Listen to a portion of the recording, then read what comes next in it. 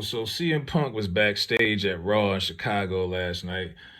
People at first, I even thought it was like fake. I was like, nah, this ain't real. This is, somebody boosting it up. Some bloggers that's popular on Twitter got it trending. But he was really there. He was spotted with The Miz, of all people, and a couple of other folks. And then he was asked to leave from remote orders from Vince McMahon. He still got heat with the company. He hasn't been there in almost 10 years. Uh, I think it's just good marketing from Punk. You know what I mean? I think Punk is genius. I'm not like a mark for Punk, like whatever, but I think wrestling's better with him. He knows how to keep himself relevant. And you don't think this is a coincidence? It's in Chicago. He lives there. Now, how many shows have they done in Chicago since he's been out the company? The hundreds. He's never shown up before, but he's there. He was there last night. And if you don't think he's doing that to get himself, to get people talking, I don't know what you're thinking. Now, he's supposed to be coming back in June on this new show that they're going to launch called AEW Collision on Saturday nights. It's going to be kind of like the old WCW Saturday night timeline. That time zone they had, I think it was like 6 to 8. They're going to do that with Punk. I just hope they get rid of Rampage. You know what I mean? Like, just cut Rampage out. You know what I mean? If you get rid of Rampage and just go all the way with this, and they're going to do like a split brand, it would make sense for AEW to do more of a brand split than WWE, but that's a whole nother conversation. Punk has got people talking, and that's the good part. So he's going to continue to build up this anticipation. And I know some crybaby fans are like, oh, he broke the code. He shouldn't have said that. He broke the kayfabe. Look, man, that was the hottest angle. They could have made it a storyline. I agree with Mick Foley. I would have made a storyline out of that. That's real heat. Real heat usually works. You know what I'm saying? If you got real heat and the guys are professional enough to keep it, like it's supposed to be, it can work. And we don't really have that no more, like in wrestling. Like, why not do it? Everybody knows it's real. People wanted to see that anyway. They wanted to see Punk and Omega. We still want to see it. And they're going to have to do it eventually. But you hear these crybabies. And look, I love Jericho, but I hear Jericho saying he doesn't want him back. Of course, the Elite, a few of them. Like, that, do what's best for business.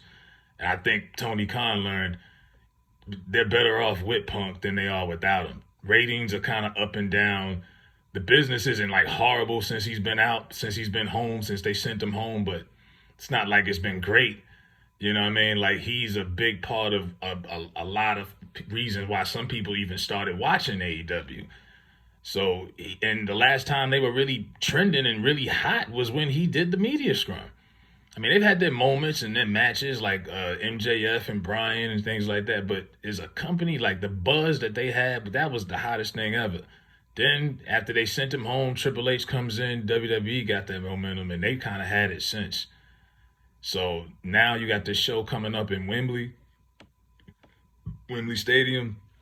I think they already pre-sold like 30,000 tickets or something crazy, but I heard 50,000 is the goal, but why not go for the sellout? So, if you're going to do it, you need Punk. That's going to help you even more.